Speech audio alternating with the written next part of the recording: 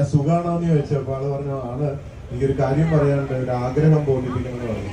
എന്താന്ന് ചോദിച്ചപ്പോ ഞാൻ വിചാരിച്ച സഹായമായിരിക്കും, എനിക്ക് ഫിജി കാട്ടിൽ ചേരണം എന്ന ആഗ്രഹമുണ്ട് എന്നാണ് പറയുന്നത്.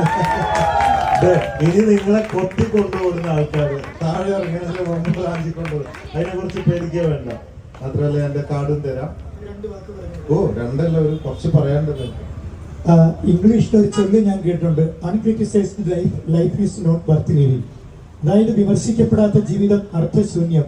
അമ്മയെ തല്ലിയാലും രണ്ടുണ്ട് പക്ഷം എന്നൊക്കെ ഉണ്ടെങ്കിൽ പോലും നമ്മളുടെ ജീവിതത്തിൽ ഏതൊക്കെ പ്രതിസന്ധികൾ ഉണ്ടെങ്കിൽ ആ പ്രതിസന്ധികളെയൊക്കെ തരണം ചെയ്ത് ഇത്രയും സ്നേഹസമ്പന്നനായ ഒരു മാതൃകാ പുരുഷനെ എനിക്ക് കാണുവാൻ കഴിഞ്ഞിട്ടില്ല.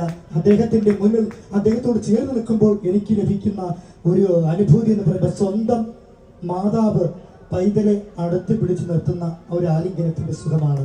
എത്രത്തോളം ഞാൻ ധന്യമാണ്. നന്ദി, നമസ്കാരം.